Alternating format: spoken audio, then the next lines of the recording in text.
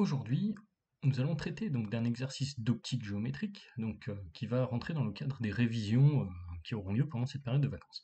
Alors ici, le premier exercice, donc c'est un extrait d'Euro de CCP, hein, tout simplement. Donc l'idée, c'est d'étudier un système à deux lentilles. Une lentille L1 convergente de centre optique O1, suivie d'une lentille L2 divergente de centre optique O2. On nomme A la valeur absolue de la distance focale des lentilles, 3A la distance entre O1 et O2. Donc si on fait un schéma rapide du système, en gros, on va avoir une lentille L1 située en amont d'une lentille L2. La lentille L1 est convergente, la lentille L2 est divergente, ce qui signifie que le foyer objet de la lentille 1 est situé avant celle-ci, le foyer image après, et pour la lentille divergente, eh bien, on a la configuration inverse, où le foyer image est situé en amont du centre optique de la lentille, et le foyer objet est situé en aval du centre optique de la lentille. Alors, derrière, on nous dit de déterminer géométriquement les positions des foyers objet et image f et f' de l'association des deux lentilles. Alors ça, qu'est-ce que ça signifie? Il faut revenir à la définition même de ce qu'est un foyer. Foyer objet, foyer image. Alors, foyer objet, on va commencer par ce cas-là. Eh bien, c'est le point F qui appartient à l'axe optique, qui va donner une image à l'infini sur l'axe optique via l'association de lentilles L1 plus L2. Alors là, qu'est-ce que j'ai utilisé ici? J'ai utilisé un schéma synoptique, et donc il faut penser en optique géométrique à toujours commencer par faire ce type de schéma qui va un petit peu résumer le comportement du système. En effet, ici on vient de poser le problème, on vient de dire je cherche le point F qui via l'association de lentilles nous donne une image à l'infini sur l'axe optique. Et donc maintenant je vais pouvoir décomposer ce comportement, enfin ce fonctionnement, en me demandant qu'est-ce que ça signifie pour L1 et L2 séparément d'avoir une image à l'infini. Ici, je fais une petite bêtise. Eh bien, ici, ça signifie une chose. Si je veux une image à l'infini sur l'axe optique, par définition du foyer image, il faut que f2 soit l'image de f par la lentille L1. Donc le schéma synoptique détaillé, vous voyez, me permet de poser le problème et donc va me permettre de faire une construction géométrique propre de la configuration que je suis en train d'essayer d'étudier. Alors ici, qu'est-ce qui va se passer? Donc je sais que je dois avoir une image intermédiaire située au niveau de F2. Donc, si j'ai une image intermédiaire située au niveau de F2, eh bien je vais pouvoir déterminer la position de l'objet. Alors comment est-ce que je vais déterminer la position de l'objet? Eh bien je vais simplement tracer quelques rayons caractéristiques. Alors ici, les rayons caractéristiques que je vais tracer, eh bien ça va être les rayons dont l'intersection se situe sur F2, les rayons provenant de L1 arrivant sur la surface de L2, dont l'intersection se situe sur F2. Et je vais essayer de remonter à l'objet associé à ces rayons-là. Alors là, vous voyez, je fais bien la distinction pointillé très plein. Donc c'est la distinction entre les rayons et leur prolongement. Les rayons, je les oriente donc grâce au sens de propagation de la lumière. Alors ici, ce que je sais, c'est que l'image définitive est à l'infini. Donc je sais simplement que un rayon arrivant parallèlement à l'axe optique sur la surface de la lentille L2 va émerger en passant par F'2. Donc si le rayon émerge en passant par F'2, eh bien ça signifie qu'il est parallèle au rayon qui passait par le centre optique de la lentille et qui émerge sans être dévié. Comme ceci. Donc là, pour l'instant, qu'est-ce que j'ai fait? Eh bien, j'ai utilisé un point qu'on va appeler B1 situé à la verticale de F2 au niveau de l'image intermédiaire, Et donc, ce point B1 situé à la verticale de F2 va me donner un point B' image définitive situé à l'infini. Le point B', donc qui sera à l'infini. C'est-à-dire que si un observateur place son œil en sortie, il verra B' à l'infini par ici. Alors, maintenant je vais me poser la question de la position de l'objet associé à F2B1. Parce que finalement, ce qui va m'intéresser, c'est la position du foyer F, donc la position de l'objet FB. Alors ici, qu'est-ce que je vais faire? Eh bien, je vais encore utiliser des rayons remarquables. Je sais que le rayon émergeant parallèlement à l'axe optique est un rayon qui passait par le foyer objet de la lentille.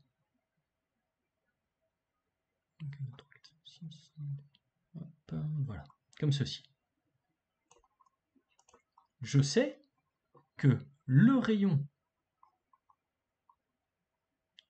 qui passe par le centre optique de la lentille émerge sans être dévié. Donc ici, qu'est-ce que je vais faire? Je vais faire un tracé en deux parties. Je vais faire un tracé en trait plein et un tracé en pointillé. Donc ici, on a une traversée sans déviation du centre optique qui va me donner le deuxième rayon remarquable qui me permet de situer F2B1. Je pense bien à orienter les rayons. Éventuellement, si je voulais rajouter le rayon émergent, je sais que le rayon émergent ici, qui n'est pas un rayon remarquable, sera parallèle aux deux premiers. Et donc là, qu'est-ce que j'ai fait? Eh bien, j'ai réussi à positionner l'objet que je vais appeler FB. Donc j'ai un objet FB dont l'image intermédiaire se situe au niveau du foyer objet de la lentille 2, F2B1, et l'image définitive se situe à l'infini, avec donc B' situé à l'infini en dehors de l'axe optique, et l'image de F située à l'infini sur l'axe optique. Donc là, qu'est-ce que je vais constater? Si j'appelle A la distance F1 O1 ou O1 F'1, eh bien graphiquement, je vais constater que j'ai O1F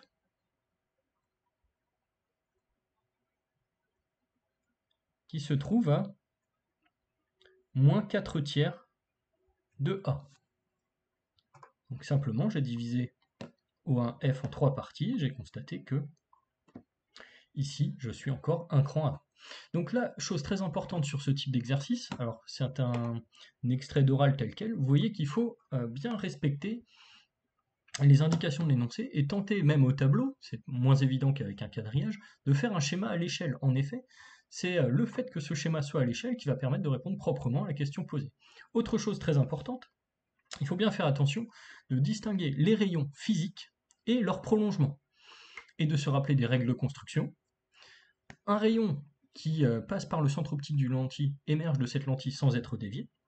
Un rayon qui arrive parallèlement à l'axe optique sur une lentille émerge en passant par le foyer image de cette lentille.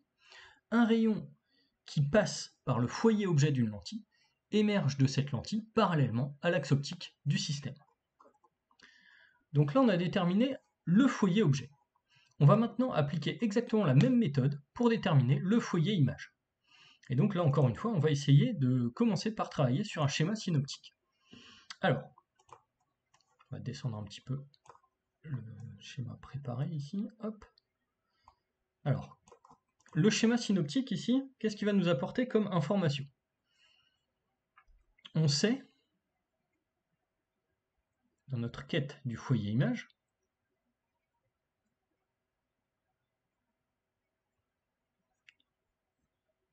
on sait que le foyer image f' de l'association de lentilles est tel que f' est l'image d'un objet situé à l'infini sur l'axe optique, via l'association de lentilles L1 plus L2. Donc là, j'ai un objet situé à l'infini, donc des rayons qui arrivent parallèlement à l'axe optique, et les rayons émergents vont être des rayons associés qui vont se croiser sur l'axe optique en F'. Donc maintenant, je vais essayer de réfléchir à ce que ça signifie lorsque je sépare L1 et L2. J'ai un objet situé à l'infini sur l'axe optique. Par définition du foyer image F'1, je sais que L1 me donne F'1 comme image d'un objet situé à l'infini sur l'axe optique. Ensuite, L2 va me donner simplement F' comme étant l'image de F'1 par la lentille L2. Donc ici, si je fais un tracé, ça va aller relativement vite. Je sais que, alors je vais replacer les centres optiques et les foyers pour un peu plus de clarté. Donc ici j'ai F1, ici j'ai F'1, ici j'ai F'2, ici j'ai F2, ici j'ai O2, ici j'ai O1. D'après ce que j'ai écrit ici, eh bien je vois une chose, je vois que je peux me contenter quasiment de positionner un objet au niveau de F'1 pour déterminer la suite. Donc là, je vais appeler le point situé à l'autre extrémité. Eh bien, je vais l'appeler B1, disons. Donc là, j'ai F'1 B1 situé dans le plan focal image de la lentille 1.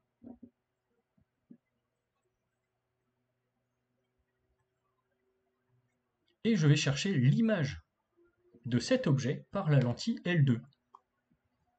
Alors, je vais tracer les rayons caractéristiques. Donc ici, très simplement, un rayon incident parallèle à l'axe optique émerge en passant par le foyer image. Hop, ici.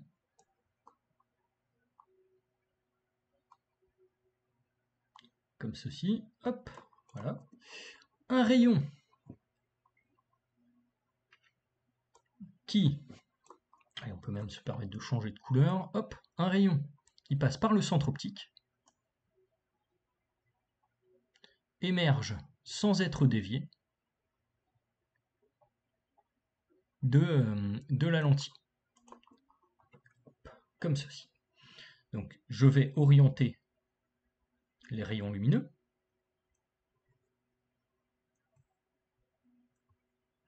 et je vais ensuite définir l'image qui est l'intersection des rayons émergents de L2 ou de leur prolongement. Qu'est-ce que je constate?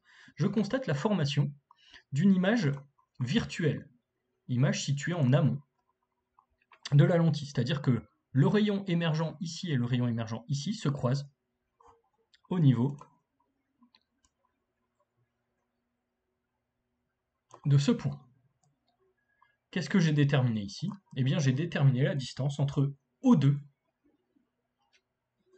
et F'. Alors, je vais le mettre en même couleur ici. Je constate que F' est à ce niveau-là. Et donc, le point qu'on pourrait appeler B' qui est ici, eh bien, serait exactement à ce niveau-là. Alors là, vous voyez, je suis allé plus vite que tout à l'heure. Je suis parti du principe que je savais déjà que l'image intermédiaire était située dans le plan focal image de L1. Il ne faut pas hésiter à utiliser ce type de propriété, hein. Ça vous permet de gagner quand même du temps.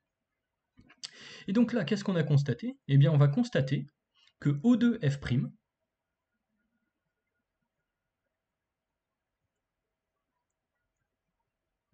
vaudra 2 tiers moins 2 tiers de A. Donc, c'est-à-dire que F' sera situé en amont de la lentille L2.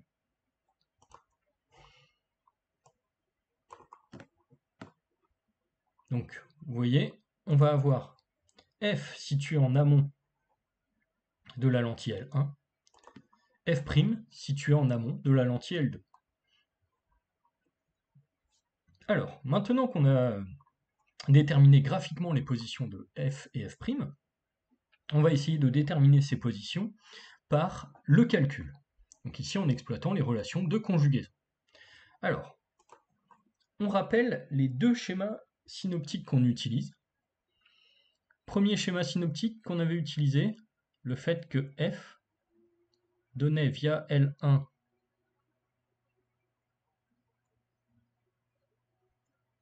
F2 qui donnait via L2 une image à l'infini. Donc ici, je vais utiliser la relation de conjugaison de position de Descartes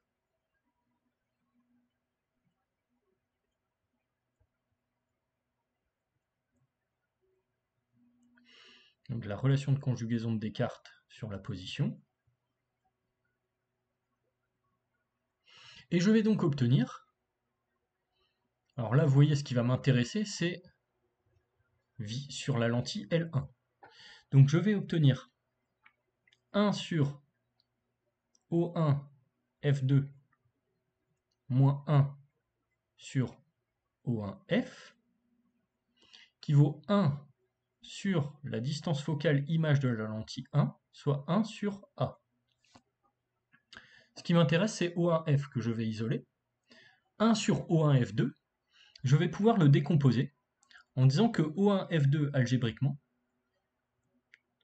c'est O1O2 que je connais, plus O2F2 que je connais. O1O2, par définition de l'énoncé, vaut 3A. O2F2 vaut A. Ici, on rappelle que la lentille 2 est divergente. Donc que la distance entre le centre optique et le foyer objet est une distance algébrique positive. Donc qu'est-ce que je vais obtenir avec ceci? Je vais obtenir que 1 sur 4A moins 1 sur A vaut 1 sur O1F.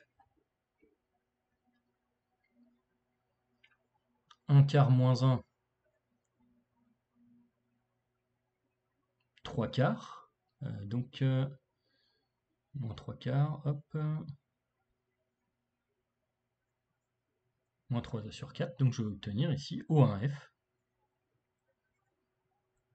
qui vaudra moins 4A sur 3. Alors ceci va corroborer le résultat que j'ai trouvé précédemment. Moins 4 tiers de A pour O1F, moins 4 tiers de A pour O1F.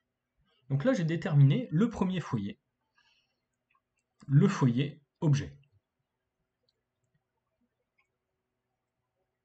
En utilisant le même schéma rédactionnel, exactement, je vais déterminer le foyer image. Donc ici, qu'est-ce que j'utilise? J'utilise le fait que j'ai un objet à l'infini, qui via L1 me donne une image F'1, qui via L2 me donne F'. Donc ce qui correspond au foyer image du système global. Alors, qu'est-ce que je peux dire ici en utilisant la relation de conjugaison de Descartes?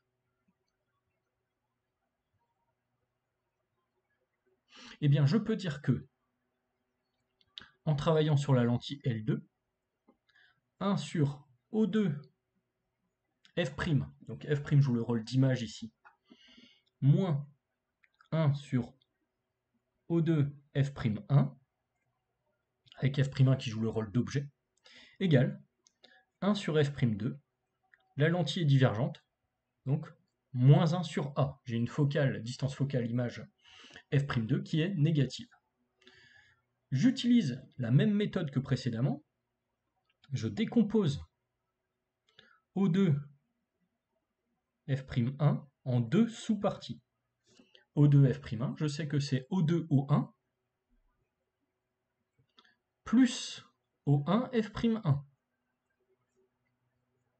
O2 O1, on sait que c'est moins 3A d'après l'énoncé, distance algébrique négative, plus O1 F'1 plus A, moins 3A plus A, moins 2A. Et donc ici, il va nous rester 1 sur O2 F',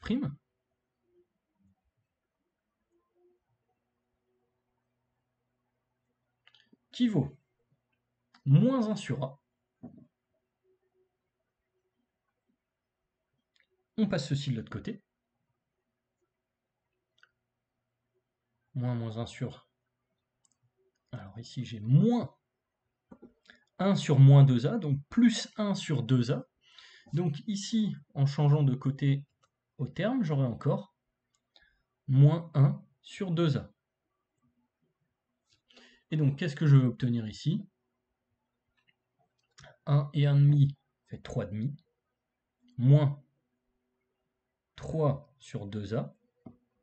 Donc, qu'est-ce que ça va me donner? Ça va me donner O2F', qui vaut, comme attendu, moins 2A sur 3. O2F' qui vaut moins 2A sur 3. O1F qui vaut moins 4A sur 3. On va se proposer maintenant de commenter un petit peu la nature de cette association de lentilles en positionnant le foyer objet et le foyer image ainsi que le centre optique de cette lentille équivalente. Alors qu'est-ce qu'on va constater ici? On va constater que la lentille équivalente est telle que j'ai O1F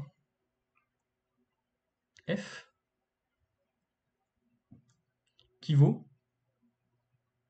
moins 4 tiers de A. Donc le point F, le foyer objet, est situé à ce niveau-là. Le foyer image, F', est situé de telle manière que O2F' vaut moins 2 tiers de A. Le centre optique, où est-ce qu'il va être situé? On sait que le centre optique de la lentille est toujours situé au milieu des foyers objet et image. F' étant situé en aval de F, on sait que la lentille équivalente sera une lentille convergente.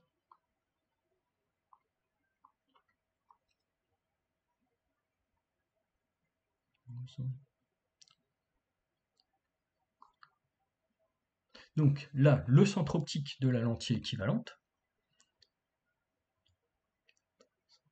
sera situé au milieu des deux. D'accord? Donc je vais avoir directement ici la lentille équivalente que je peux représenter. Alors je vais la faire comme ça. Voilà, cette couleur-là c'est pas mal. Hop. De cette manière, je sais que la lentille équivalente c'est une lentille convergente.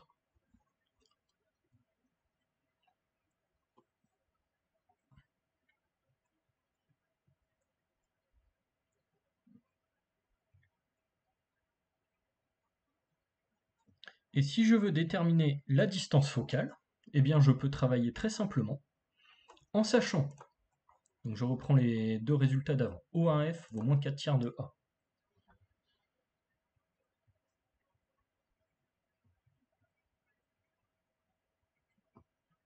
O2F' vaut moins 2 tiers de A. Et donc je vais avoir FF' qui vaut, alors ici je combine tous les déplacements possibles, F O1 plus O1 O2 plus O2 F'. FF', l'avantage c'est que je sais que ça représente 2 fois la distance focale image de la lentille équivalente, parce que ça représente FO plus OF'. Et donc ici, je vais avoir 4 tiers de A plus O1, O2, 3A, moins 2 tiers de A. 4 tiers de A moins 2 tiers de A, donc il va me rester 2 tiers de A plus 3A. Donc ici je vais avoir A, facteur de 3 plus 2 tiers. Donc je vais avoir 3, donc ça fait 9 tiers, donc 11 tiers de A. Donc ce qui va me donner une focale de la lentille équivalente qui vaudra 11 sixièmes de A. Donc là, j'ai déterminé complètement les caractéristiques de la lentille équivalente. J'ai trouvé que c'était une lentille convergente et j'ai trouvé sa distance focale. Donc ça, c'est un exercice qui a été posé à l'oral d'OCCP. Alors si on fait attention aux différentes recommandations du rapport de jury, on constate plusieurs choses. Alors on constate que ce qui a été dit, c'est que globalement, les sujets d'optique géométrique sont traités correctement par les candidats sérieux, c'est-à-dire les gens qui ont pris le temps de réviser tout le programme des 2 ans, parce qu'il faut savoir que l'optique géométrique n'est pas revue en deuxième année. Il est dit aussi que les schémas synoptiques aident beaucoup les candidats. Donc vous voyez finalement les petits schémas qui sont faits au tout début ici. On pourrait se dire c'est de la perte de temps, etc. Mais c'est ce qui vous permet de poser proprement le problème et derrière de mener les calculs et d'identifier dans les relations de conjugaison qui sont les objets, qui sont les images. C'est très très important. Il est dit aussi que les tracés de rayons pour les lentilles divergentes posaient beaucoup de problèmes. Alors là, je rappelle une chose, une règle de base. Pour les tracés de rayons, il faut être bête et méchant. On a des règles, on les applique. Donc, quelles sont les règles? Un rayon qui passe par le centre optique émerge de la lentille sans être dévié. Un rayon incident qui passe par le foyer objet émerge parallèlement à l'axe optique. Un rayon qui attaque une lentille parallèlement à l'axe optique émerge en passant par le foyer image. On rappelle une autre chose, si on a affaire à des prolongements de rayons, on met des pointillés. Si on a affaire à des rayons physiquement présents, on met du trait plein. Et dans le cas où on a des traits pleins, on indique le sens de propagation de la lumière à l'aide de flèches. Sur ce, je vais vous dire de ne pas hésiter à poser vos questions en commentaire et la suite au prochain épisode.